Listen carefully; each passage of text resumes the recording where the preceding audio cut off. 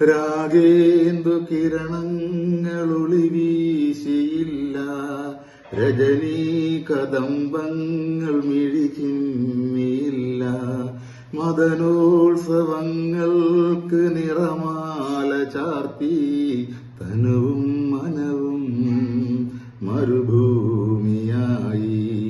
നിദ്രാവിഹീനങ്ങളല്ലോ എന്നും അവളുടെ രാവുകൾ, എന്നും അവളുടെ രാവുകൾ. രാഗേന്ദു കിരണങ്ങളൊളി വീശിയില്ല, രജനീ കദംബങ്ങൾ മിഴിച്ചിന്നിയില്ല, മദനോത്സവങ്ങൾക്ക് നിറമാല ചാർത്തി തനുവും മനവും മരുഭൂമിയായി. നിദ്രാവിഹീനങ്ങളല്ലോ എന്നും അവളുടെ രാവുകൾ, എന്നും അവളുടെ രാവുകൾ. 1978 പുറത്തിറങ്ങിയ അവളുടെ രാവുകൾ എന്ന സിനിമയിൽ അതിമനോഹരമായ ഒരു പാട്ടായിരുന്നു. അപ്പോൾ ഇതെന്ന് പറയുമ്പോൾ ഈ പാട്ട് പാടിയത് പിന്നെ ജാനകി അമ്മള. 1978 ഇറങ്ങിയ ഈ ഒരു സിനിമ ഒരു 10-15 വർഷങ്ങളൊക്കെ കഴിഞ്ഞപ്പോഴേക്കും, അതായത് എനിക്ക് 10-16 വയസ്സുള്ളപ്പോഴേക്കും എൻ്റെ ഒരു കൂട്ടുകാരൻ സുലൈമാൻ കാക്ക, കൂട്ടുകാരനൊന്നും പറയാൻ പറ്റില്ല, അദ്ദേഹം എന്നെക്കാൾ 2-3 വയസ്സിന് മൂത്ത, അതുകൊണ്ടാണ് ഞാൻ കാക്ക എന്ന് പറഞ്ഞത്. അപ്പോൾ പുള്ളി എൻ്റെ അടുത്ത് ചോദിച്ചു, സലീമേ നീ ഒരു സിനിമ കാണാൻ പറ്റുന്നുണ്ടോടാ? ഞാൻ ചോദിച്ചു, ഏത് സിനിമ? അപ്പോൾ എന്നോട് പുള്ളി പറഞ്ഞത് അത് അവളുടെ രാവുകളെന്നുള്ള സിനിമ. അയ്യോ, അവര് ഉള്ളവരും പറയല്ല, അയ്യോ എന്നല്ല ഞാൻ പറയാം, അയ്യേ എന്നാണ് പറഞ്ഞത്. അയ്യേന്ന് കാര്യം അന്നത്തെ കാലത്ത് ഈ പടത്തിന്റെ പേരൊക്കെ പറയുമ്പോൾ അയ്യേ എന്ന് തോന്നുമായിരുന്നു. പക്ഷെ ശരിക്കും പറഞ്ഞാൽ അങ്ങനെ അല്ല കേട്ടോ. കാരണം വെച്ചാൽ പിന്നെ ഇതൊരു ക്ലാസിക്കൽ മൂവിയാണ്, കാണണം. ഈ പിന്നെ ഇതിലുണ്ട് യൂട്യൂബിൽ ഇതിന്റെ ഫുൾ കിടക്കണം. അപ്പോൾ ഇതൊന്ന് കണ്ടു നോക്കുമ്പോൾ അറിയാം, ഈ നമ്മൾ പുച്ഛത്തോടെ അയ്യേ എന്ന് അന്നത്തെ ആൾക്കാർ പറഞ്ഞിരുന്ന ഈ സിനിമ എത്രത്തോളം ക്ലാസിക്കായിരുന്നു എന്ന് നമുക്കത് നേരിട്ട് ബോധ്യപ്പെട്ടു. ഈ ഒരു സിനിമ ആരാണ് സംവിധാനം ചെയ്തതെന്ന് പ്രത്യേകിച്ച് പറയേണ്ട കാര്യമില്ല, IV ശശിയാണ്. പിന്നെ അതുപോലെ തന്നെ പാട്ടുകളൊക്കെ ഈണം കൊടുത്തത് A.T. ഉമ്മറ. പിന്നെ പാട്ടിന്റെ വരികൾ എഴുതിയത് ബിച്ചു തിരുമല. പിന്നെ ഇത് റിലീസായ തീയതി 1978 ഡേറ്റ് കൃത്യമായിട്ട് ഓർക്കുന്നില്ല, കാര്യം ഞാൻ പറഞ്ഞില്ലേ, അത് ഞാൻ വീണ്ടും പറയുന്ന വയസ്സ് പറയാൻ വേണ്ടിയിട്ടല്ല, എന്തോ ഓക്കെ ആയിക്കോട്ടെ. അപ്പോൾ ജാനകി അമ്മ മനോഹരമാക്കിയ ആ ഒരു ഗാനത്തിന്റെ രാഗം മോഹനരാഗത്തിൽ പിറവിയെടുത്ത ഒരു ഗാനം. മോഹനരാഗം എന്ന് പറഞ്ഞു കഴിഞ്ഞാൽ എടുത്തു പറയാനുള്ള ഒരു പ്രത്യേകത എന്ന് പറഞ്ഞു കഴിഞ്ഞാൽ നമുക്ക് മനസ്സിന് ഒരുപാട് സന്തോഷം ഒരുപാട് ലഭിക്കും. അത് ഭക്തിഗാനങ്ങളിലൊക്കെ ഒരുപാട് ഉപയോഗിക്കപ്പെട്ടിട്ടുണ്ട് ഈ ഒരു രാഗം. വേറെ ചില സിനിമകളിലൊക്കെ കുറേ പാട്ടുകൾ വന്നിട്ടുണ്ട്, മോഹനരാഗത്തിലുള്ള കുറേ പാട്ടുകൾ വന്നിട്ടുണ്ട്. നക്ഷതങ്ങളിൽ 2 പാട്ടുണ്ട് എന്നാണ് എൻ്റെ ഒരു ഓർമ്മ. അതായത്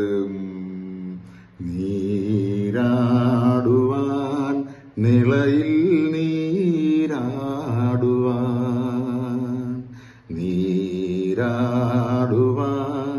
നിളയിൽ നീരാടുവാൻ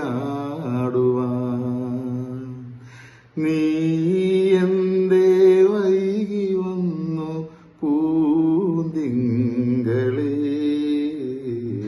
നീരാടുവാൻ. ഇങ്ങനെ കുറെ പാട്ടുകൾ, 2 പാട്ടുകൾ അതിൽ തന്നെയുണ്ട്. നക്ഷത്രങ്ങൾ വേറൊരു പാട്ടുകൂടെ ഉണ്ട്, ഞാൻ ഓർക്കുന്നില്ല. പിന്നെ ഇതിന്റെ പ്രധാന കഥാപാത്രം ചെയ്തിരിക്കുന്നത് നമുക്കറിയാം, സീമച്ചേച്ചിയാണ്. പിന്നെ നല്ലൊരു റോൾ അതിനകത്ത് MG സോമൻ, അദ്ദേഹം ഇപ്പം ഇല്ല, അദ്ദേഹം ഉണ്ട്. പിന്നെ രവികുമാർ എന്നൊരു നടൻ, അദ്ദേഹം ഈ പറയും പോലെ സൂപ്പർ സ്റ്റാർ പദവിയിലേക്കൊന്നും വന്നില്ലെങ്കിലും ഒരു എന്താ പറയുന്നത് നല്ലൊരു അടയാളം മലയാള സിനിമയിൽ കൊടുത്തിട്ട് പോയ ഒരു വ്യക്തിയാണ്. ഒരു എന്താ പറയുന്നത് വ്യക്തിമുദ്ര പതിപ്പിച്ചിട്ട് പോയ ആളാണ്. ആള് ഹിസ്റ്ററി എനിക്കറിയത്തില്ല, അതുകൊണ്ട് തന്നെ അദ്ദേഹത്തെ കുറിച്ച്. അപ്പോഴേ ഞാൻ പറയാൻ വന്ന രസകരമായ സംഭവം ഞാൻ ഇടയ്ക്ക് വെച്ച് പറഞ്ഞ് നിർത്തി.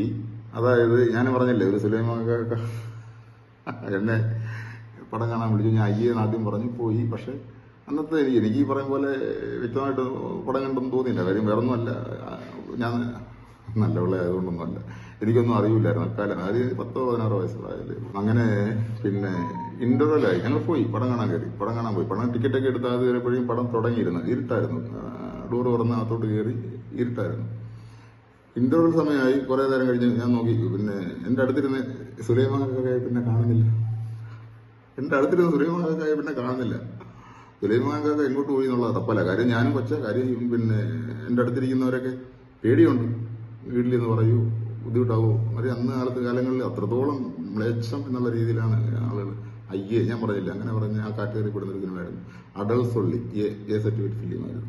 അപ്പോൾ ഇനിയിപ്പോൾ വേറെ കാര്യോട് എൻ്റെ കൂട്ടത്തിൽ പറയാം. ഈ എ സർട്ടിഫിക്കറ്റ് സിനിമ എന്ന് പറയുന്നത് ആദ്യമായിട്ട് മലയാളത്തിൽ ഇതാണ് കേട്ടോ, ഈ സിനിമ തന്നെ അവളുടെ രാവുകളാണ് ആദ്യമായിട്ട് മലയാളത്തിൽ എ സർട്ടിഫിക്കറ്റ് ലഭിച്ച സിനിമ ഇതാ.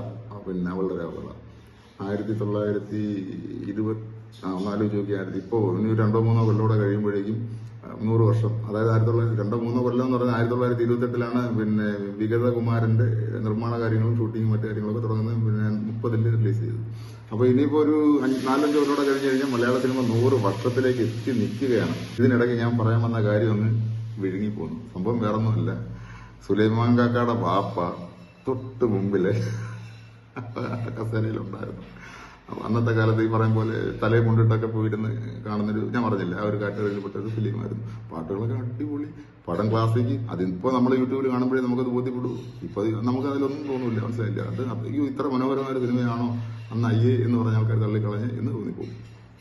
വേറിട്ടൊരു വഴി മലയാള സിനിമയ്ക്ക് തുറന്ന ഒരു സിനിമ കൂടിയായിരുന്നു അത്. അതായത് ഒരു ശരിക്കും പറഞ്ഞാൽ മലയാള സിനിമയ്ക്ക് മറ്റൊരു ഭാവം കൊടുത്ത ഒരു സിനിമ കൂടിയായിരുന്നു. പുള്ളിക്കാരൻ ചുമ്മാ ഒന്നുമല്ല, പപ്പായെ കണ്ടിട്ട് പുറത്തോട്ട് പോയതാ.